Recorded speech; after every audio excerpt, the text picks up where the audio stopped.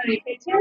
কারণ যেটা হলো যে আসলে যে মেয়েরা আজকে এই সব স্পটে দাঁড়ায়, তারা নিপীড়ন, নির্যাতন, বিভিন্ন নির্যাতনের শিকার হয়ে আজকে তারা আসলে তাদের পিঠটা একদম দেওয়ালে ঠেকে গেছে, তারাই শুধু আসলে এখানে আসে। এই বাংলাদেশে অনেক মানুষ আছে যারা বিভিন্ন বড় বড় হোটেলে তাদের এনজয় করে, কিন্তু তারা আসলে সেক্স ওয়ার্কার, এই যে 1,02,000 যে নাম বলেছি, তারা কিন্তু এর মধ্যে নাই।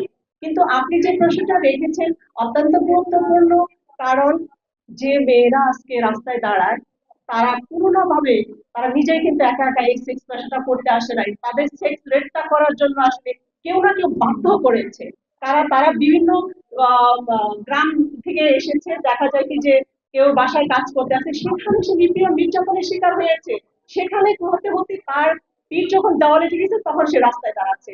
আর যেটা গার্মেন্টস এর কথা বলেছেন যে মেয়েরা কেন গার্মেন্টস এ যায় না, কারণ এত দিনের অভিজ্ঞতা যেটা হচ্ছে সে সেক্স রেটের সাথে ইনভলভ ছিল, সে এখন আসলে যে গার্মেন্টস গুলো যায় সেখানেও সে নির্যাতন নিপীড়নের শিকার হচ্ছে। অনেক মেয়েকে আমরা আসলে হাতের কাজ শিখিয়ে তাদেরকে গার্মেন্টস এর চাকরি দিয়েছিলাম, সেখানে তারা থাকতে পারেনি, সেখানে অনেক ধরনের ভায়োলেন্সের শিকার হয়ে তারা আসলে সেখান থেকে ফিরে এসেছে।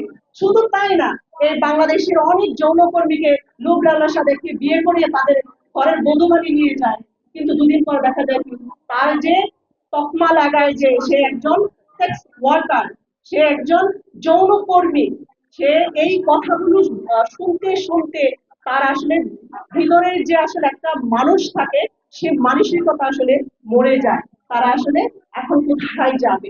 কারণ আপনাদের কাছে আমার প্রশ্ন যে এই মেয়েগুলো আসলে কি একা একাই সবকিছু করে?